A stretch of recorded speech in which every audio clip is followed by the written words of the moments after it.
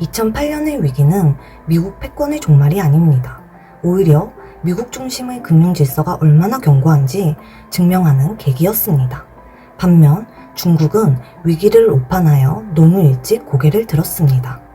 세계가 미국의 몰락을 말할 때 워싱턴의 시선은 전혀 다른 곳을 향하고 있었습니다. 그렇다면 당시 중국이 내린 결정적 오판은 무엇이었을까요? 그 반전의 역사 속으로 들어가 봅니다. 2008년 세계 금융위기 당시 달러의 패권을 위협하던 진짜 주인공은 중국이 아니었습니다. 바로 유럽의 유로화였습니다. 당시 유로화는 새로운 기축통화의 자리를 넘보고 있었고 미국의 위기는 곧 유럽에게 기회처럼 보였습니다. 이때 미국 연준은 역사상 전례 없는 결단을 내립니다. 이른바 양적 완화. 달러를 대규모로 찍어내 시장에 무제한으로 공급하기 시작한 것입니다. 시장에 엄청난 달러가 풀리자 기묘한 역설이 벌어졌습니다.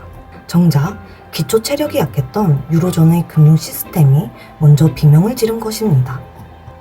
자국 은행을 유동성 위기에서 구할 달러가 부족했던 그리스, 이탈리아 등 취약국들이 당장 만기가 돌아오는 외채를 구하지 못하는 신용경색에 빠졌고 이는 곧 유럽발 재정위기로 번졌습니다.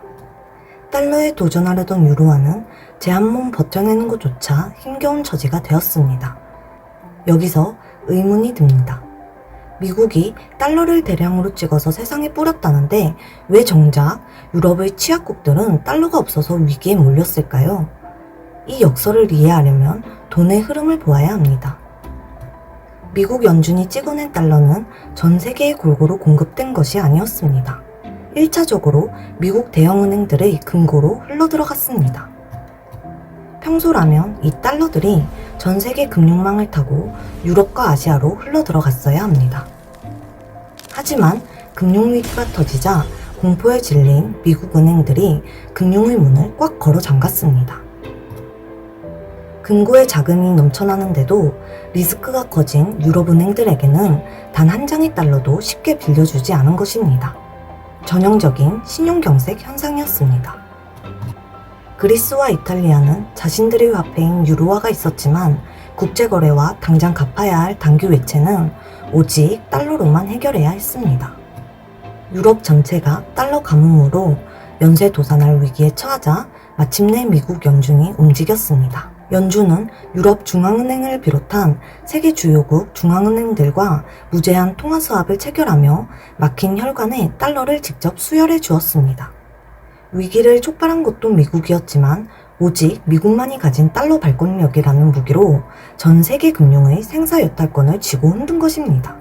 미국은 위기 속에서 세계 경제가 결국 달러 인프라 없이는 단 일주일도 버틸 수 없다는 사실을 증명했습니다.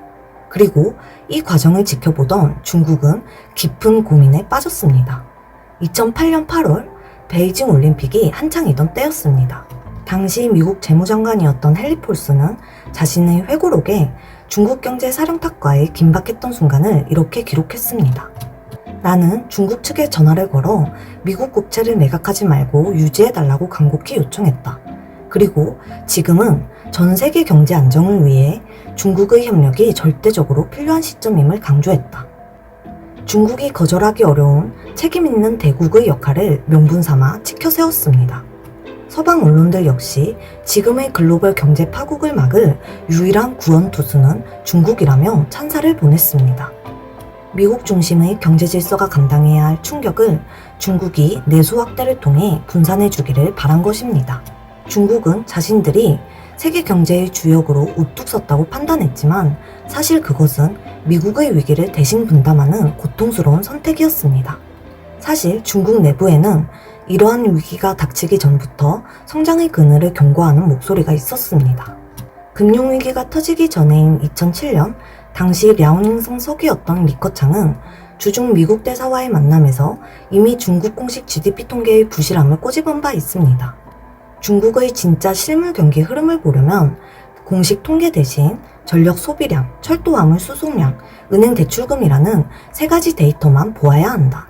훗날 시장이 리커창 지수라 부르게 된 이 일침은 중국 경제가 겉보기와 달리 이미 심각한 구조적 모순을 앓고 있었음을 내부적으로 인지하고 있었다는 증거였습니다. 그럼에도 불구하고 중국은 막대한 자금을 투입할 수밖에 없는 외통수로 몰려 있었습니다. 미국과 유럽이라는 최대 수출 시장들이 금융위기로 동시에 주저앉으면서 중국 남부의 수출 공장들이 문을 닫기 시작한 것입니다. 당장 수천만 명의 이주 노동자, 즉 농민공들이 실업자로 전락할 위기였습니다. 이는 중국 공산당에게 단순한 경제 문제를 넘어 체제 안정을 뒤흔들 수 있는 중대한 위협이었습니다. 자국 수출길이 막혀 농민공 몇천만 명이 실직하자 체제 전복의 공포를 느끼고 외수시장 대신 내수시장을 강제로 부양해야 하는 극단적인 상황에 몰린 것입니다. 2008년 11월 중국은 마침내 살기 위해 거대한 주사위를 던졌습니다. 즉시 4조 위안 규모의 경기 부양책을 시장에 발표한 것입니다. 무려 8,500억 달러, 당시 우리 돈으로 자그마치 800조 원에 달하는 천문학적인 거금이었습니다. 국제금융학계의 분석에 따르면 이 돈은 중국 정부가 차곡차곡 모아둔 재정자산만으로 충당된 것이 아니었습니다. 정작 중앙정부가 직접 투입한 예산은 1조 위안 남짓에 불과했고 나머지 대부분은 국영은행의 문을 활짝 열어 일으킨 거대한 부채성 자금이었습니다. 특히 지방정부들은 산하의 특수법인을 세워 무분별하게 보증을 서고 대출을 당겨 쓰기 시작했습니다. 정상적인 금융 시스템 밖에서 작동하는 이 위험천만한 그림자 금융이야말로 오늘날 중국 경제를 옥죄는 지방정부 부채 폭탄의 치명적인 불씨가 되었습니다. 문제는 이 막대한 자금이 기술 혁신이나 미래 성장 동력이 아닌 전국적인 토목 및 건설 사업에 집중 투자되었다는 점입니다. 당장의 실업률을 낮추고 GDP 성장률을 방어하기 위해 전국의 인프라를 파헤쳤습니다. 고속도로를 닫고 이용객이 적은 교량을 세우고 당장 수요가 없는 지역에 대규모 아파트 단지를 건설했습니다. 수익성이 담보되지 않은 무리한 인프라 투자의 대가는 고스란히 지방정부와 국영기업의 천문학적인 부채로 쌓이기 시작했습니다. 국제금융학자 카르멘 라인하트 교수는 이 현상을 이렇게 평가했습니다. 중국은 단기적인 위기를 막아보려고 국가적인 자원을 쏟아부었습니다. 하지만 결과적으로 수익성이 낮은 자산에 자금을 장기간 묶어버린 셈이 되었습니다. 그것이 현재 중국 부채 위기의 중요한 출발점입니다. 그리고 그 파멸의 늪, 그 중심에는 바로 부동산이 있었습니다. 2008년 4조 위안의 부양책은 전국의 토목과 인프라 그리고 부동산 시장으로 고스란히 흘러들어갔습니다. 이때부터 중국 경제는 돌이킬 수 없는 부동산 중독 상태에 빠집니다. 지방정부는 땅을 팔아 재정을 채우고 부동산 개발사들은 엄청난 빚을 내어 아파트를 지었으며 인민들은 부동산은 절대 떨어지지 않는다며 전 재산을 연끌해 집을 샀습니다. 한때 부동산 관련 산업이 중국 전체 GDP의 무려 30%를 차지할 정도였습니다. 그리고 2012년 이 거대한 시한폭탄을 넘겨받은 인물이 바로 시진핑이었습니다. 시진핑이 마주한 중국은 겉으로는 화려한 대국이었지만 속으로는 언제 터질지 모르는 천문학적인 부채 위기와 심각한 빈부격차로 썩어가고 있었습니다.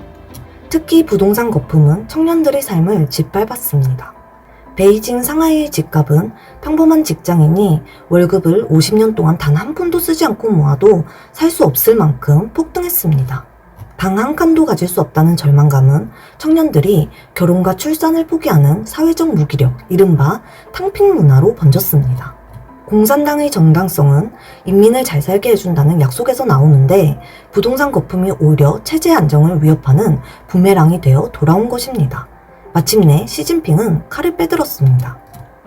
그것이 바로 2021년 중국 경제를 뒤흔든 두 가지 핵심 키워드, 공동부유와 3대 레드라인이었습니다. 시진핑은 선언했습니다. 집은 사는 곳이지 투기하는 곳이 아니다. 동시에 시진핑은 다 함께 잘 살자는 공동부유의 가치 아래 빈부격차의 주범이자 부패의 온상으로 지목된 부동산 재벌들을 정조준했습니다. 2008년부터 쌓여온 부동산 거품과 부채 성장의 고리를 내 손으로 완전히 끊어버리겠다는 극단적인 선전포고였습니다. 그 구체적인 처형 도구가 바로 3대 레드라인 금융 규제였습니다. 중국 정부는 부동산 개발사들에게 세 가지 엄격한 재무 기준을 제시했습니다. 자산 대비 부채 비율 70% 이하, 순부채 비율 100% 이하, 그리고 단기 부채보다 많은 현금을 보유할 것. 이 선을 넘은 기업은 은행 대출을 비롯한 모든 자금 조달을 원천 차단하겠다는 무시무시한 조치였습니다. 2008년 이후 늘 빚을 내어 빚을 갚는 방식으로 덩치를 키워온 중국 부동산 기업들에게 이것은 사형 선고나 다름없었습니다. 정부의 호언장담과 달리 시장의 반응은 처참했습니다. 중국 2위의 부동산 거물 헝다그룹이 천문학적인 빚을 견디지 못하고 파산 절차를 밟았고 비구의 위안, 왕커 등 중국을 대표하는 민간 대형 개발사들이 도미노처럼 채무 불이행 위기에 빠졌습니다. 돈줄이 막히자 전국의 아파트 건설 현장이 멈춰 섰습니다. 이미 전 재산을 바쳐 분양대금을 치렀던 수백만 명의 분양자들이 짓담한 콘크리트 흉물을 보며 통곡했고 급기야 주택담보대출 상환을 집단으로 거부하는 전대미문의 사태까지 벌어졌습니다. 거품을 통제하려던 시진핑의 칼춤이 정작 중국 경제의 심장을 찔러버린 격이었습니다. 부동산 시장이 얼어붙자 내수 소비는 주저앉았고 지방정부들은 땅이 팔리지 않아 공무원 월급을 삭감해야 하는 최악의 재정난에 직면했습니다. 결국 이 상처는 깊은 흉터를 남겼습니다. 최근 중국 정부는 부동산 시장의 완전한 붕괴를 막기 위해 기세등등하게 도입했던 3대 레드라인 재무보고 요구를 사실상 중단하며 규제의 빗장을 풀었습니다. 공동부유와 부동산 개혁을 외치며 시장을 통제할 수 있다고 자신했지만 결국 2008년부터 쌓여온 부채의 저주를 이기지 못하고 두 손을 든 셈입니다. 2008년 미국의 달러 덫에 걸려 대국을 자만심으로 쏘아올린 4조 위안의 부채 폭탄이 시진핑 시기의 부동산 규제라는 도화선을 만나 마침내 내부에서 폭발해버린 것입니다. 돌이켜보면 이후 시진핑이 내세운 중국몽의 탄생 배경에도 바로 2008년 금융위기, 리먼 브라더스 사태가 있었습니다. 미국은 무너지고 있으며 이제 중국의 시대가 왔다는 확신이었습니다. 그렇다면 중국은 왜 그토록 쉽게 승리를 자신했을까요? 사실 여기에는 미국의 견제를 유연하게 속여넘겼던 성공의 기억이 머릿속에 깊이 박혀 있었기 때문입니다. 시계를 잠시 2001년으로 돌려보겠습니다. 당시 미국은 중국을 국제사회의 규범 체제 안으로 편입시켜 점진적인 체제 변화를 유도하겠다는 이른바 근대화 이론을 바탕으로 2001년 12월 중국의 WTO 가입을 승인해 주었습니다. 하지만 펜타곤의 안보 전략가들은 중국을 신뢰하지 않았습니다. 2001년 취임한 부시 대통령은 대선 후보 시절부터 중국을 미국의 패권을 위협할 전략적 경쟁자로 규정했습니다. 그리고 한국, 일본, 대만, 필리핀, 호주, 인도를 잇는 지정학적인 C자형 안보 그물망을 짜며 중국의 해양 진출을 꽁꽁 묶기 시작했습니다. 실제로 그해 4월에는 남중국해 상공에서 미국과 중국의 군용기가 충돌하며 일촉즉발의 위기까지 가기도 했습니다. 미국의 중국 견제는 갑자기 시작된 것이 아니라 이미 이때부터 시동을 걸고 있었습니다. 그런데 그해 9월 11일 전 세계 역사를 뒤바꾼 9.11 테러가 터집니다. 미국의 최우선 안보 위협이 하루아침에 중국에서 중동의 테러 세력으로 급변하는 순간이었습니다. 중국에게는 그야말로 하늘이 내린 외교적 기회였습니다. 중국은 즉시 미국을 향해 테러 반대 운동에 적극 동참하겠다며 납작 엎드렸습니다. 동시에 그동안 서방의 거센 비판을 받던 신장 위구르족 탄압 프레임을 국제 테러 단체 소탕이라는 명분으로 교묘하게 바꾸어 버렸습니다. 당장 중동전쟁 지원과 국제적 동맹이 급했던 부시 대통령은 결국 2002년 중국의 요구대로 위구르 분리주의 단체를 공식 테러 단체로 지정해 줍니다. 미국이 자국의 이익을 위해 중국에게 외교적 면죄부를 준 것입니다. 중국은 미국의 견제 레이더망 아래에서 철저히 고개를 숙인 채 미국의 돈과 기술을 흡수하며 무섭게 덩치를 키울 수 있었습니다. 미국이 제재할 명분 자체를 지워버린 전략적 인내의 승리였습니다. 이 성공의 기억으로 2008년 리먼 사태가 터졌을 때 중국은 또 한 번의 오판을 내립니다. 9.11 테러 때도 우리가 미국의 허를 찔러 기회를 잡았듯 이제 미국의 금융 시스템은 완전히 무너졌고 C자형 포위망도 끝났다고 확신한 것입니다. 그러나 2008년의 위기는 2001년의 위기와 완전히 달랐습니다. 미국은 달러 시스템을 정비하며 위기를 빠져나간 반면 중국의 내수 시장은 감당할 수 없을 정도로 불어난 천문학적인 부채성 인프라 거품, 그리고 부동산 중독으로 완전히 가득 차버렸습니다. 결국 중국은 내부에서 터지기 직전인 이 거대한 부채와 과잉 생산의 압박을 해결하기 위해 이번에는 국경 밖으로 눈을 돌릴 수밖에 없었습니다. 중국 내에선 더 이상 쓸모가 없어진 자금과 인프라 건설 역량, 그리고 시멘트와 벽돌을 해외로 밀어내어 새로운 탈출구를 찾으려 한 것입니다. 오판의 대가를 수습하기 위해 그렇게 중국은 전 세계를 향해 거대한 자금과 토목의 네트워크를 펼치기 시작합니다. 그것이 바로 오늘날 전 세계에 혼란을 주고 있는 1대1로의 시작이었습니다. 여기서 우리는 아주 흥미롭고도 냉혹한 진실 하나를 마주하게 됩니다. 시진핑이 그토록 외쳤던 중국몽이라는 화려한 구호. 전 세계는 그것을 야망이라 해석했지만 그 본질은 전혀 달랐습니다.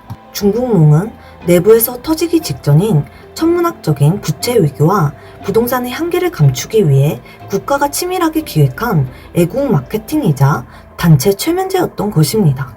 경제 성장률이 꺾이고 빚더미에 올라앉아 인민들의 삶이 팍팍해지자 공산당은 그 불만을 잠재울 강력한 마취제가 필요했습니다. 우리는 위대한 대국이다. 미국을 넘어서고 있다. 라는 민족주의를 주입하며 빚이 준 고통을 애국심으로 견뎌내게 한 것입니다. 결국 중국에 쌓인 썩은 돈과 과잉 자재를 해외로 떠넘겨야만 하는 처절한 생존 게임을 인민들에게는 위대한 실크로드의 부활이라는 명분으로 포장한 것. 이것이 바로 1대1로와 중국몽의 실체였습니다. 과연 중국은 이 거대한 최면과 애국 마케팅을 통해 내부의 부채 폭탄을 1대1로 참가국들에게 성공적으로 떠넘겼을까요? 아니면 달러의 덫을 피하려다 스스로 더 깊은 파멸의 늪을 파버린 것일까요? 다음 편 1대1로 참가국들의 비참한 근황, 중국이 동맹을 대하는 방식으로 돌아오겠습니다.